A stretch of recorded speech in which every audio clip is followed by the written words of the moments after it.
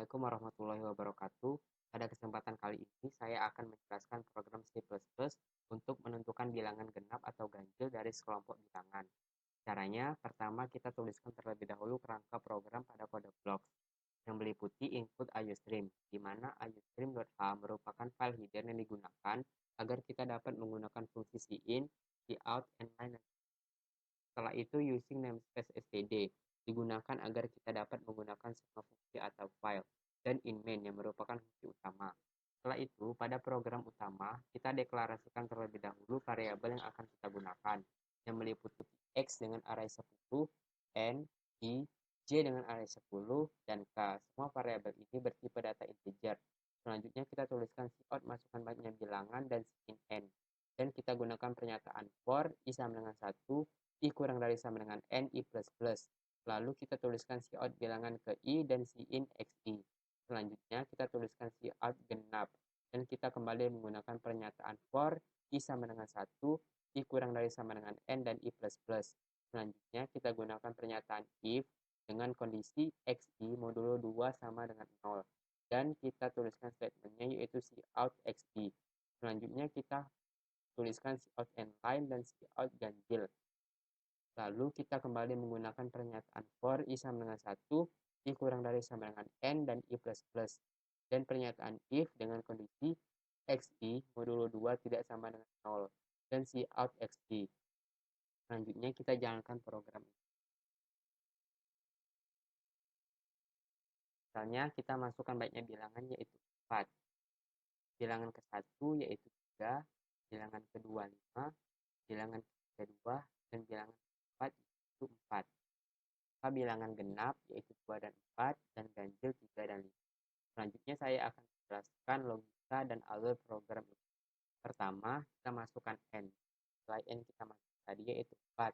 Selanjutnya kita masuk ke pernyataan for dengan inisiasi i sama dengan 1, kondisi i kurang dari sama dengan n, dan i plus plus. Pertama, i itu dimulai dari 1. Apakah 1 kurang dari sama dengan 4? Karena benar, maka kita diminta untuk memasukkan bilangan ke 1, di mana bilangan ke 1 yang kita masukkan tadi yaitu 3. Kita kembali ke i plus plus, nilai i yang pertama yaitu 1, maka nilai i yang sekarang 1 ditambah 1 yaitu 2. Karena 2 masih kurang dari sama dengan 4, maka kita masukkan bilangan kedua, yang mana kita masukkan tadi nilainya yaitu 5. Kita kembali ke pernyataan i plus i yang terakhir yaitu 2. 2 ditambah 1 sama dengan 3. 3 masih kurang dari sama dengan 4. Maka kita diperintahkan untuk memasukkan bilangan ketiga, yaitu 2. Selanjutnya kita ke i plus, nilai i yang terakhir yaitu 3. 3 ditambah 1 sama dengan 4. 4 masih kurang dari sama dengan 4. Maka kita memasukkan bilangan keempat, yaitu 4. Selanjutnya ke i plus, nilai i yang terakhir yaitu 4. 4 ditambah 1 sama dengan 5. 5 tidak kurang dari sama dengan 4. Maka pernyataan for ini berakhir. Selanjutnya kita masuk ke cout genap, yang artinya kita menampilkan tulisan genap ke layar. Selanjutnya masuk ke pernyataan for i sama dengan 1, i kurang dari sama dengan n, i plus plus. I dimulai dari 1. 1 masih kurang dari sama dengan 4. Maka kita masuk ke pernyataan if dengan kondisi xi modulo 2 sama dengan 0. Bilangan ke-1 yaitu 3. 3 apabila dibagi dengan 2, kita pembagiannya tidak sama dengan 0, maka 3 tidak ditampilkan ke layar. Selanjutnya kita ke i plus plus. Nilai i yang terakhir yaitu 1. Maka nilai i yang sekarang 1 ditambah 1 sama dengan 2. 2 masih kurang dari sama dengan 4. Maka kita masuk ke pernyataan if xi modulo 2 sama dengan 0. Yang mana apabila 5 dibagi dengan 2, sisa pembagiannya tidak sama dengan 0. Maka 5 tidak ditampilkan ke layar. Selanjutnya kita ke i plus plus. Nilai i yang terakhir yaitu 2.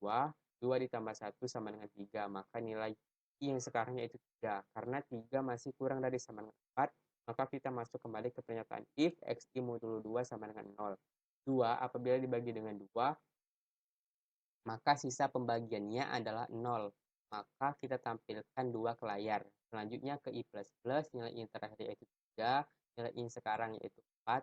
4 masih kurang dari sama dengan 4, maka kita masuk kembali ke pernyataan if xi modulo 2 sama dengan 0. 4 dibagi 2, sisa pembagiannya yaitu 0. maka 4 ditampilkan ke layar.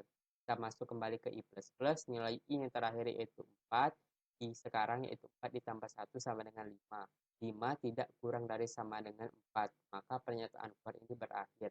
Selanjutnya kita bertemu dengan out and line, kemudian out ganjil, yang artinya kita menampilkan kata ganjil ke layar.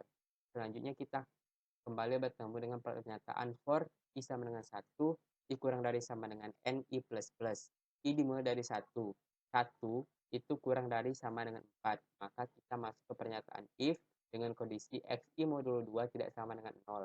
3 dibagi 2, sisa pembagiannya tidak sama dengan 0. Maka 3 ditampilkan ke layar.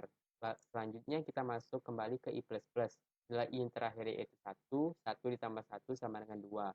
2 masih kurang dari sama dengan 4. Maka kita masuk kembali ke pernyataan if XI modulo 2 tidak sama dengan 0. 5 apabila dibagi dengan 2, maka sisa pembagiannya tidak sama dengan 0. Maka 5 juga ditampilkan ke layar. Kita kembali ke I++, nilai I yang terakhir yaitu 2. Nilai I sekarang yaitu 2 ditambah 1 sama dengan 3. 3 masih kurang dari sama dengan 4.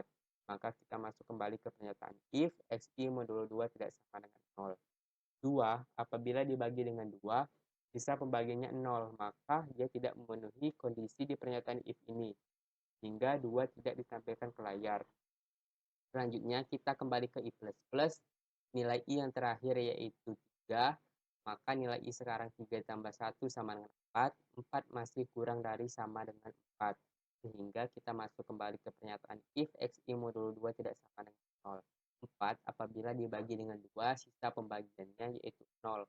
Maka dia juga tidak memenuhi kondisi di pernyataan if ini, sehingga 4 tidak ditampilkan ke layar. Selanjutnya kita ke I++, nilai I yang terakhir yaitu 4. 4 ditambah 1 sama dengan 5. 5 tidak kurang dari sama dengan 4, maka pernyataan for ini sudah berakhir. Hingga ditampilkan bilangan genap yaitu 2 dan 4, bilangan ganjil yaitu 3 dan 5. Pada program yang kedua, kita akan mencari nilai KPK dan FPB dari dua bilangan.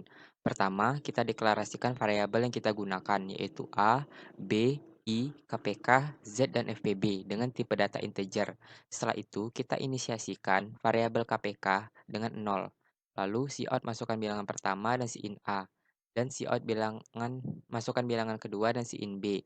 Setelah itu, kita menggunakan pernyataan for sama dengan 1, I kurang dari sama dengan B, I plus plus, di mana statementnya yaitu KPK sama dengan KPK plus A. Dan kita gunakan pernyataan if dengan kondisi KPK modulo B sama dengan 0.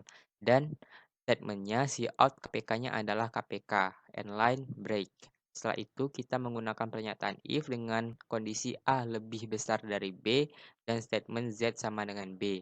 Else, Z sama dengan A. Kemudian kita menggunakan pernyataan for I sama dengan 1, I kurang dari sama dengan Z, I plus plus. Dan statementnya yaitu pernyataan if dengan kondisi A modulo I sama dengan 0 dan B modulo I sama dengan 0. Dan FPB sama dengan I.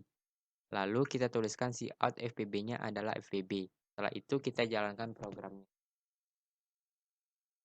Misalnya saya masukkan bilangan pertama yaitu 6. Dan bilangan kedua 4, sehingga akan ditampilkan KPK-nya adalah 12 dan FPB-nya adalah 2. Selanjutnya saya akan menjelaskan logika dan alur program ini. Pertama, kita diminta untuk memasukkan nilai A, di mana nilai yang kita masukkan tadi yaitu 6. Lalu, kita diminta juga untuk memasukkan nilai B, dan nilai B yang kita masukkan yaitu 4.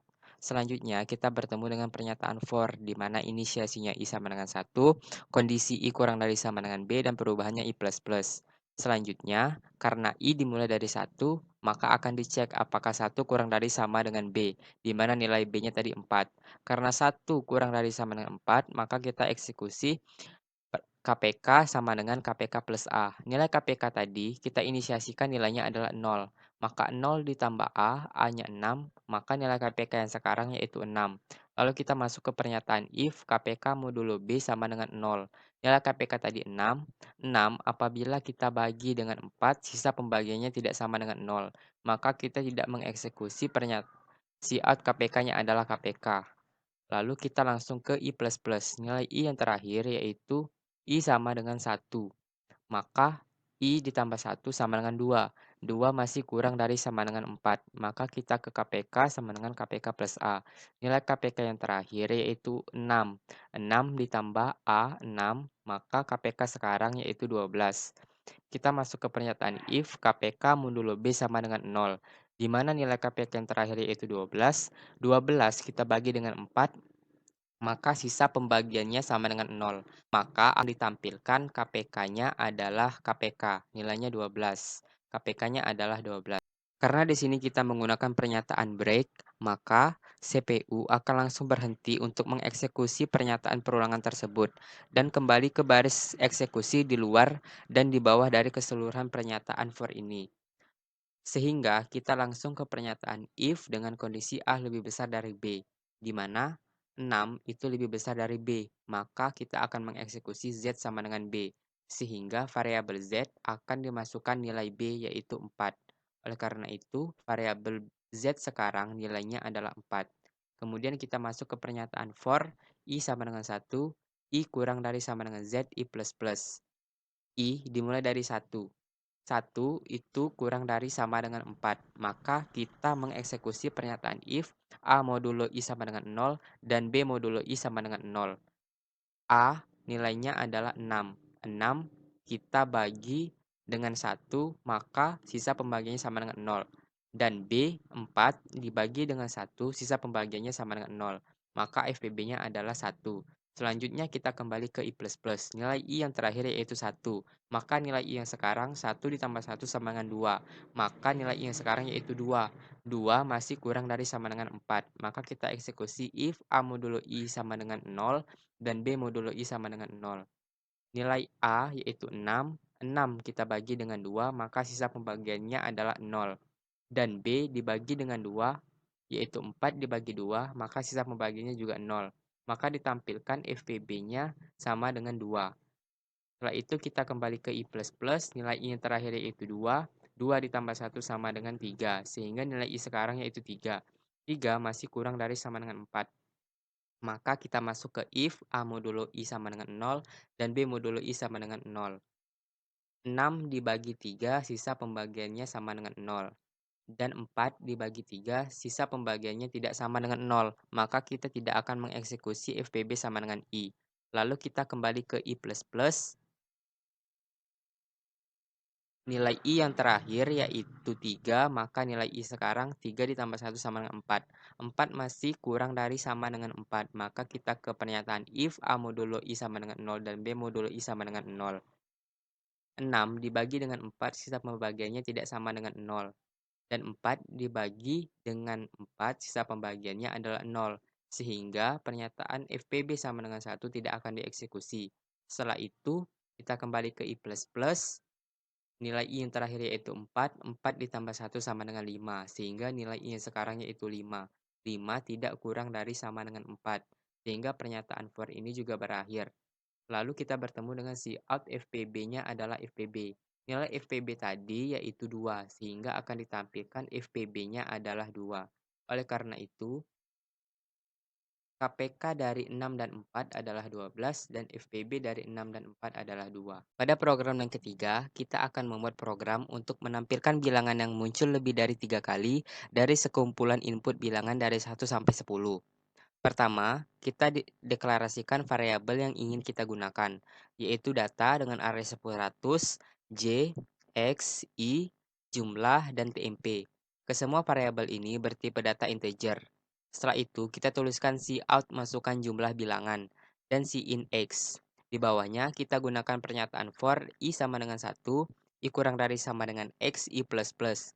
Dengan statement, cout masukkan nilai bilangan ke I dan in data I.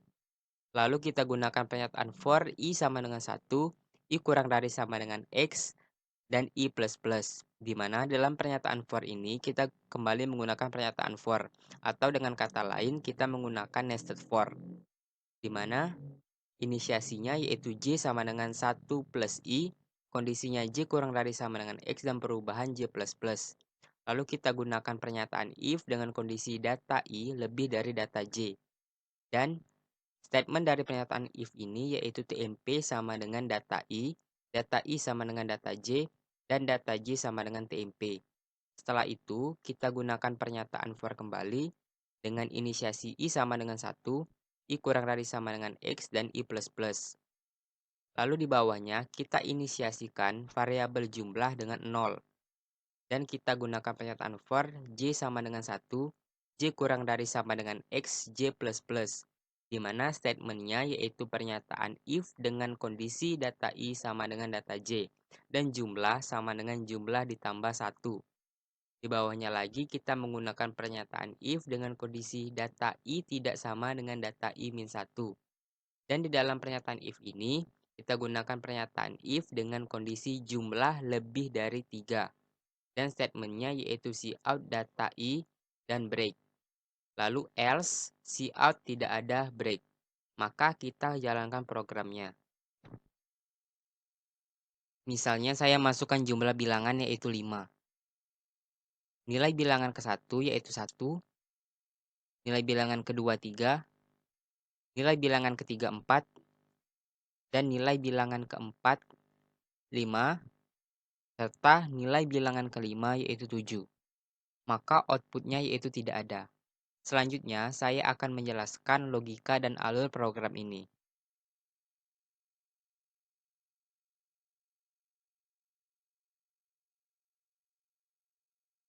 Pertama, kita diminta untuk memasukkan nilai X, di mana nilai X yang kita masukkan tadi yaitu 5. Kemudian, kita bertemu dengan pernyataan for I sama dengan 1, I kurang dari sama dengan X, I plus plus. I itu dimulai dari 1. Lalu akan dicek apakah 1 kurang dari sama dengan X, di mana X-nya tadi adalah 5. Karena 1 kurang dari sama dengan 5, maka kita eksekusi cout masukkan nilai bilangan ke I dan in data I, di mana kita diminta untuk memasukkan nilai bilangan ke 1, yang mana nilai bilangan ke 1 yang kita masukkan tadi yaitu sama dengan 1. Setelah itu kita kembali ke I plus plus. Nilai I yang terakhir yaitu 1. I ditambah 1 sama dengan 2. 2 masih kurang dari sama dengan 5. Maka kita diminta untuk memasukkan nilai bilangan kedua yaitu 3. Kemudian kita kembali ke I plus plus. Nilai I yang terakhir yaitu 2. 2 ditambah 1 sama dengan 3. Karena 3 masih kurang dari sama dengan 5, maka kita diminta untuk memasukkan nilai bilangan ketiga, di mana nilai yang kita masukkan tadi yaitu 4. Kemudian kita kembali ke I plus plus. Nilai I yang terakhir yaitu 3. 3 ditambah 1 sama dengan 4. 4 masih kurang dari sama dengan 5. Maka kita diminta untuk memasukkan nilai bilangan keempat, di mana nilai bilangan keempat yang kita masukkan tadi yaitu 5. Kemudian kita kembali ke I plus plus. Nilai I yang terakhir yaitu 4. 4 ditambah 1 sama dengan 5. Karena 5 masih kurang dari sama dengan 5, maka kita eksekusi cout masukkan nilai bilangan ke I, di mana kita diminta untuk memasukkan nilai bilangan kelima, di mana nilai bilangan kelima yang kita masukkan tadi yaitu 7. Setelah itu kita kembali ke I plus plus, nilai I yang terakhir yaitu 5. 5 ditambah 1 sama dengan 6. Karena 6 tidak kurang dari sama dengan 5, maka pernyataan for yang ini selesai. Kemudian kita masuk ke pernyataan for yang kedua. Dengan inisiasi I sama dengan 1, kondisi I kurang dari sama dengan X dan perubahan I plus plus. I dimulai dari 1.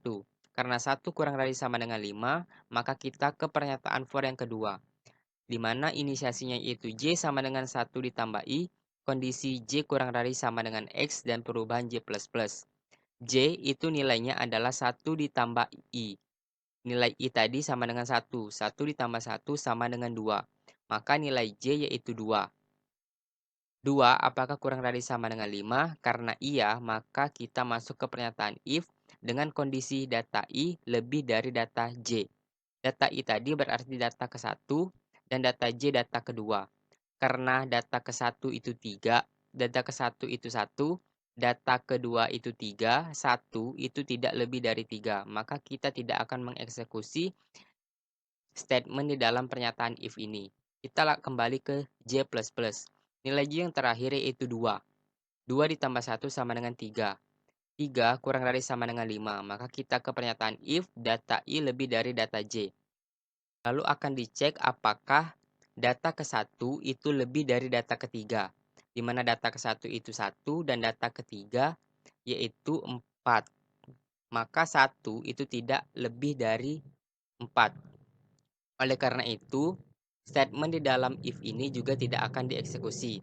Kita kembali ke J++, nilai J yang terakhir yaitu 3. 3 ditambah 1 sama dengan 4. Maka 4 masih kurang dari sama dengan 5. Kita masuk ke pernyataan if data I lebih dari data J. Data ke-1 apakah lebih besar dari data ke-4? Dalam hal ini, apakah 1 lebih besar dari 5? Karena salah, maka statement di dalam pernyataan if ini juga tidak akan dieksekusi. Setelah itu kita kembali ke J++, nilai J yang terakhir yaitu 4. 4 ditambah 1 sama dengan 5. 5 masih kurang dari sama dengan 5, maka kita ke pernyataan if data I lebih dari data J. Di mana data I yaitu data ke-1 itu tidak lebih besar dari data kelima yaitu 7. Maka statement di dalam pernyataan if ini juga tidak akan dieksekusi. Kita kembali ke J++, nilai J yang terakhir yaitu 5. 5 ditambah 1 sama dengan 6. Karena 6 tidak kurang dari sama dengan 5, maka pernyataan for ini berakhir. Kita kembali ke I++, nilai I yang terakhir yaitu 1. 1 ditambah 1 sama dengan 2. 2 tidak kurang dari sama dengan 2, maksud saya kurang dari sama dengan 5. Maka kita masuk kembali ke pernyataan for yang ini. Kita ketahui bahwa nilai bilangan ke-1 sampai nilai bilangan ke-5 yang kita masukkan tadi yaitu terurut dari bilangan terkecil ke bilangan yang terbesar.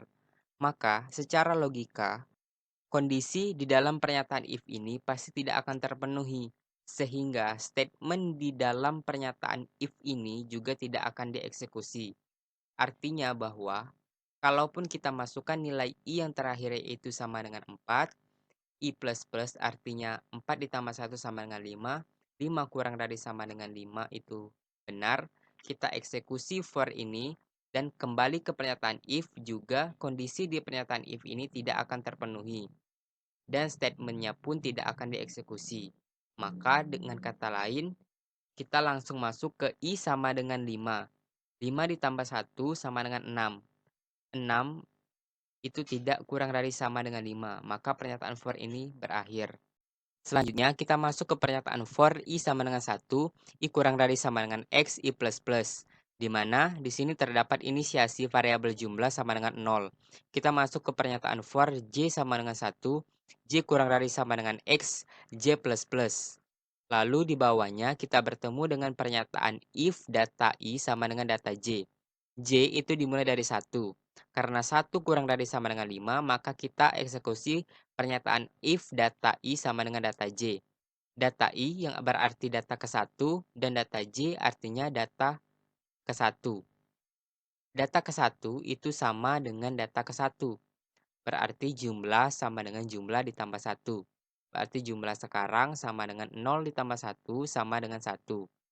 Kemudian kita kembali ke J++, nilai J yang terakhir yaitu 1. 1 ditambah 1 sama dengan 2. 2 masih kurang dari sama dengan 5, maka kita ke pernyataan if data I sama dengan data J. Data ke-1 apakah sama dengan data kedua? Tidak, maka jumlah sama dengan jumlah ditambah I tidak akan dieksekusi. Kemudian kita kembali ke J++, nilai J yang terakhir yaitu 2. 2 2 ditambah 1 sama dengan 3, karena 3 masih kurang dari sama dengan 5, maka kita ke pernyataan if data I sama dengan data J. Data ke-1 juga tidak sama dengan data ke-3, maka jumlah sama dengan jumlah tambah 1 tidak akan dieksekusi. Kita kembali ke J++, nilai J yang terakhir yaitu 3. 3 ditambah 1 sama dengan 4. 4 karena kurang dari sama dengan 5, maka kita masuk ke if data I sama dengan data J. Data ke-1 tidak sama dengan data ke-4, maka jumlah sama dengan jumlah ditambah I tidak akan dieksekusi. Kita kembali ke J++, nilai J yang terakhir yaitu 4. 4 ditambah 1 sama dengan 5. 5 masih kurang dari sama dengan 5. Kita ke pernyataan if data I sama dengan data J. Data ke-1 tidak sama dengan data ke-5, maka statement jumlah sama dengan jumlah tambah I tidak akan dieksekusi. Kita kembali ke J++, nilai J yang terakhir yaitu 5. 5 ditambah 1 sama dengan 6. 6 tidak kurang dari sama dengan 5, maka pernyataan for yang ini akan berhenti. Setelahnya, kita masuk ke pernyataan if data I tidak sama dengan data I-1. Data I tadi yaitu data ke-1 tidak sama dengan data ke I dikurang 1, artinya data ke-0. Karena data ke-0 tidak ada, maka pernyataan if ini dengan statementnya tidak akan dieksekusi. Selanjutnya kita masuk ke I++, di mana nilai I yang terakhir yaitu 1. 1 ditambah 1 sama dengan 2. 2 masih kurang dari sama dengan 5. Maka kita masuk ke jumlah sama dengan 0. Dan kita bertemu dengan pernyataan for J sama dengan 1, J kurang dari sama dengan X, dan J++. J kita mulai dari 1, 1 masih kurang dari sama dengan 5, maka kita masuk ke pernyataan if data I sama dengan data J, di mana data I tadi yaitu data kedua dan data J adalah data ke-1. Apakah data kedua sama dengan data ke-1? Tidak. Maka kita kembali ke J++.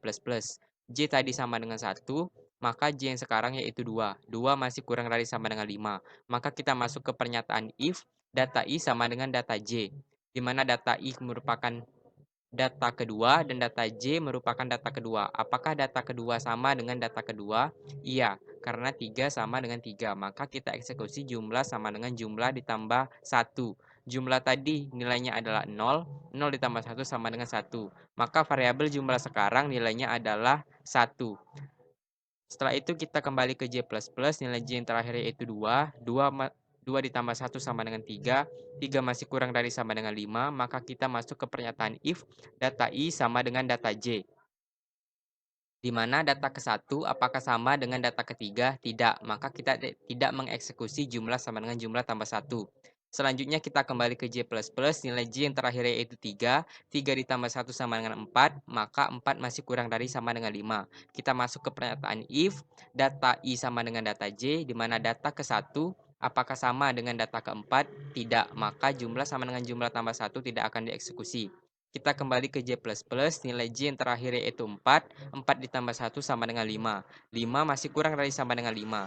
Maka kita kembali masuk ke pernyataan if data I sama dengan data J. Data ke-1 apakah sama dengan data ke-5? Tidak. Maka kita kembali ke J++, nilai J yang terakhir yaitu 5. 5 ditambah 1 sama dengan 6. 6 tidak kurang dari sama dengan 5. Maka pernyataan for yang ini berakhir. Setelah itu, kita bertemu dengan pernyataan if data I tidak sama dengan data I-1, di mana I tadi itu nilainya adalah 2. Apakah data kedua tidak sama dengan data ke-1? Iya, maka kita masuk kembali ke pernyataan if dengan kondisi jumlah lebih dari 3. Jumlah tadi variabelnya adalah 1. Apakah 1 lebih dari 3? Tidak. Maka kita tidak mengeksekusi statement di dalam pernyataan if ini. Kita langsung ke else, cout tidak ada. Maka akan ditampilkan kata tidak ada ke layar. Di sini kita bertemu dengan pernyataan break, artinya pengulangan for ini akan berhenti. Oleh karena itu, sesuai dengan permintaan program, bilangan akan ditampilkan apabila nilai dari bilangan tersebut muncul lebih dari 3 kali. Karena input yang kita masukkan, tidak ada bilangan yang muncul lebih dari 3 kali, maka outputnya adalah tidak ada.